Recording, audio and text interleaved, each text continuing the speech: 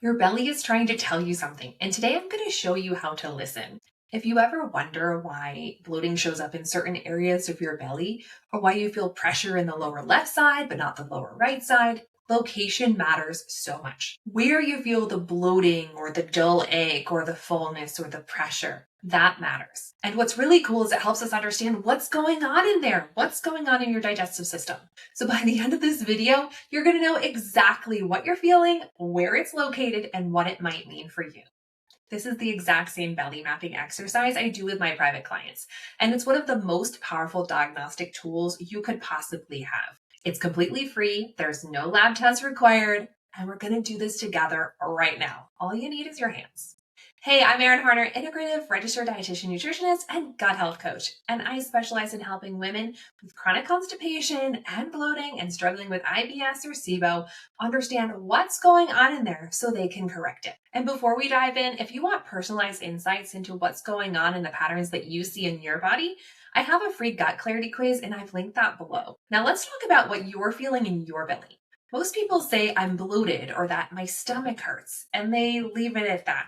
But that's not going to give us very much information around what's actually going on.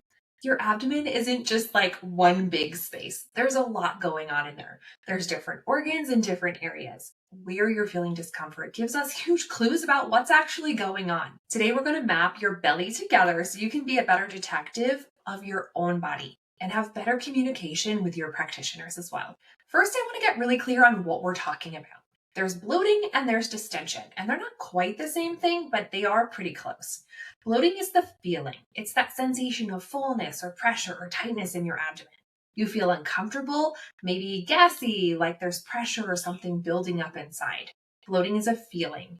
Distension is the visible change. Your belly actually gets bigger. You might have to unbutton your pants or switch into yoga pants or a flowy skirt to hide the fact that your belly got bigger. If you measured with a tape measure around your abdomen, the circumference would actually increase. That's distension. So you can have bloating without distension. You can feel uncomfortable, but your belly doesn't really look any different from an outside perspective. Or you can have distension without much bloating sensation. Your belly visibly expands, but you don't feel terrible. Or you can actually have both, bloating and distension at the same time, which is what a lot of my clients experience. For the rest of this video, when I say bloating, I'm talking about bloating or distension. Either of these, both of these, it doesn't really matter. Now let's map out where you're feeling it. Because if you're dealing with constipation or bloating, understanding where your colon is and what you're feeling at different points in that path is really critical. So get comfortable, place your hand on your belly, both feet on the floor. We're going to do this together. We're going to start down here in the lower right quadrant. This is on the lower right side to the right of your belly, just below it. Your right side, not my right side. So put your hands on your belly down to your right side, just above your right hip. Place your hand here and just press gently. This is where your small intestine empties into your large intestine. There's a little pouch here called the cecum, and this is where your small intestine empties into your large intestine. There's also a little valve here called the ileocecal valve. That's a few fingers up above your pelvic bone. What you might feel here is some tenderness or some fullness in this area. It often means that stool is starting to back up.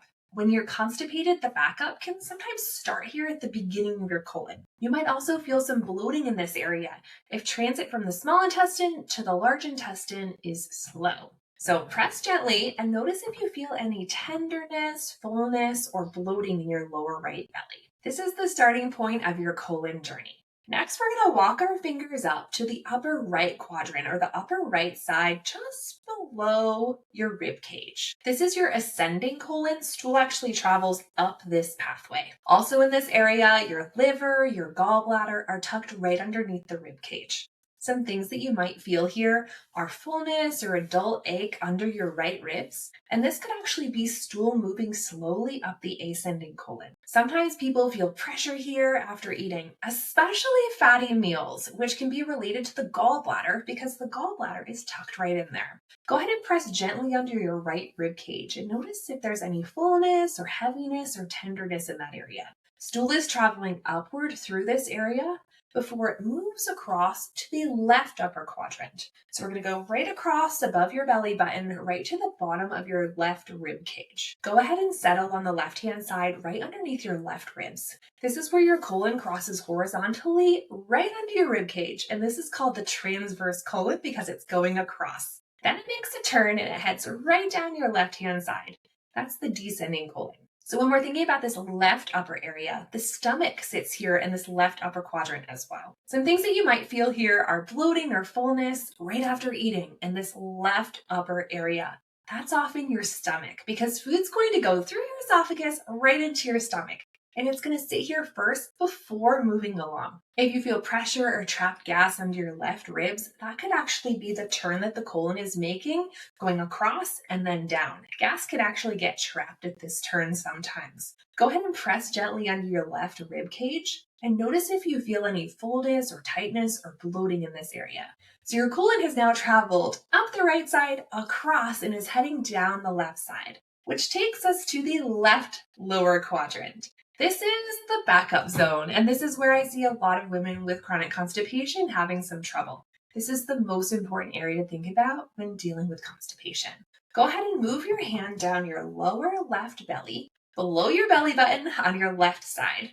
We're going to press here and really pay attention to what you feel. This is your descending colon, and it continues downward, and then it curves in a little S shape called the sigmoid colon.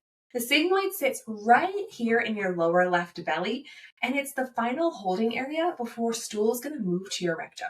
This is where constipation shows up most often. And when stool backs up, it sits here in the sigmoid. And when it sits here too long, you got tenderness, some firmness, like it's kind of hard to touch, some fullness or some pressure, or bloating that gets worse throughout the day. If you're constipated, this area often feels firm or tender when you press on it. Go ahead and press on your lower left belly. Does it feel different than any of the other areas? Maybe fuller, firmer, or even more tender? This is where the traffic jam happens and when stool often gets backed up. Here, gas gets trapped behind it, and that's why constipation and bloating go hand in hand. Now, if we move to the center, let's talk about the center of the belly around your belly button for a moment. Place your hand around your navel and just press gently. Your small intestine takes up a lot of the space here. It's coiled in loops throughout the center of your abdomen. Also, your transverse colon crosses horizontally just above your belly button. So some things that you might feel here are some cramping or some gurgling or some bloating in that belly button area. This can indicate some bacterial overgrowth. Think small intestinal bacterial overgrowth or SIBO, or potentially some fermentation that's happening in your small intestine. If you feel bloating that makes your belly button area stick out or feel distended, that's often gas in your small intestine or from your transverse colon. It could be either one. Go ahead and press around your belly button. Notice if there's any gurgling or tenderness. And there's one last area I want you to move to, and that's you're going to move your hand just below your belly button to the very center of your belly, just above your pubic bone. This is where your rectum sits, and it's the final stop before stool exits your body. Some things that you might feel here are some pressure or some fullness very low in the center of your abdomen. That's often stool sitting in your rectum, waiting to be eliminated. If you feel this, but you're not having bowel movements, it means stool is right there, but something's preventing it from coming out. This could be pelvic floor dysregulation, ignoring the urge to go, or a number of other factors. So go ahead and press now in the low center of your belly, right in the middle, just above your pubic bone, and notice if you feel any rectal pressure or fullness. Okay, so let's go back and trace the path one more time with your hands. So I want you to follow along with me. And this is the same path you would take if you're going to do some abdominal massage on yourself called the I Love You massage. So we're going to start in your lower right hand quadrant, right above your right hip. We're going to work our way up where stool goes up our ascending colon, across the transverse colon right at the bottom of your rib cage, down the left side as stool descends. And then we're going to curve into your lower left, and this is the sigmoid where backup most commonly happens. Now we're going to go down to the lower center. This is the rectum or the final exit. That's the whole path that stool takes. And when you're constipated, you'll often feel fullness or pressure or tenderness or bloating somewhere along this route, and most commonly in that lower left area.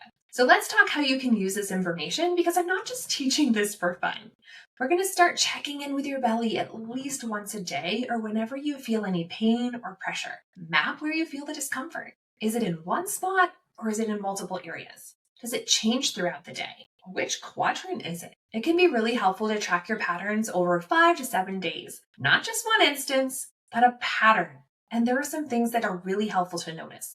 Do you always feel fullness in your lower left? Could be sigmoid backup. Do you bloat right after meals in your upper left? That's the stomach or early digestion. Do you feel pressure around your belly button hours after eating? That's the small intestine where some gas of fermentation might be building up. And here's what's powerful. You can now communicate this with your practitioners. Instead of saying, my stomach hurts, you can say, I have some tenderness and firmness in my lower left quadrant, especially in the sigmoid area.